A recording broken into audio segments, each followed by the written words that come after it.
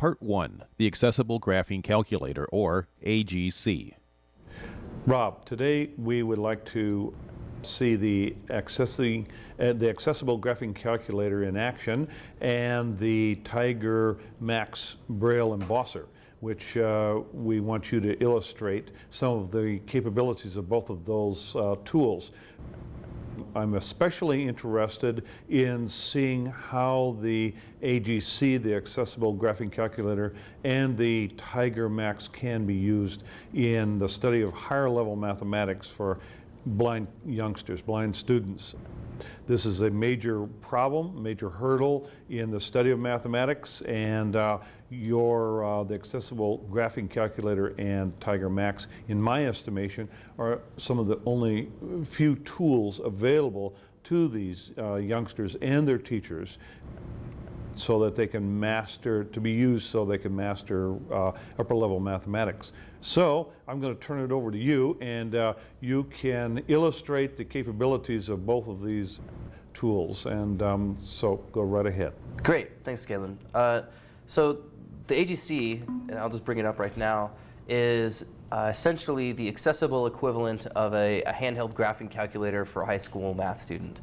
The goal of our product is to provide the same core functionality of that tool for a student taking a standardized test, or calculus, geometry, trigonometry, high school core math courses.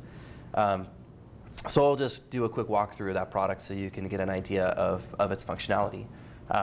I just brought it up, and when you first bring it up, it comes up to the calculator page, and the voices are turned off. The AGC is self-voicing. Some screen readers have problems reading programs that aren't really common. So we wrote our own voicing structure for this program. So to turn that on, it's a Control Q, or I can go to the Options menu and turn on self-voicing. And like I said, it comes up to the calculator page. I can do basic calculations here and have the results spoken. We'll do something very simple like 2 plus 2. 4. 2 plus 2 equals 4. For higher level mathematics, I suggest using this Evaluator tab page. Oh gosh, I keep using my mouse. I am mouse dependent, I'll openly admit that. So just again, the Options menu is a way to just navigate through all these different functional areas of the calculator.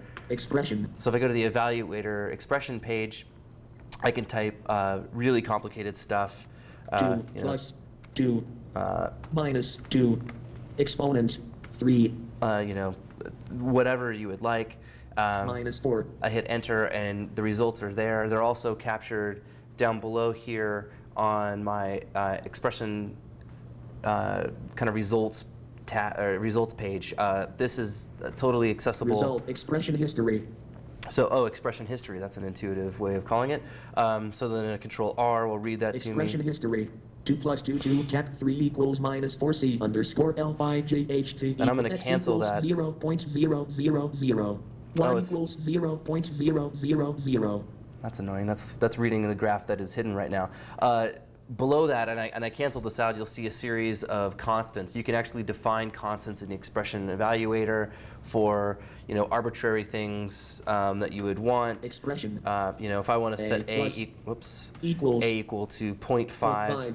0.5. Now a equals 0.5. So if I have 1 minus a 0.5. Now it's that's 0.5. So I can set up my own constants during an exam or something, or when I'm doing some work. I can calculate a result and then just save that to a constant, so I don't have to remember it. And this is again something that the TI calculators do, which is pretty useful.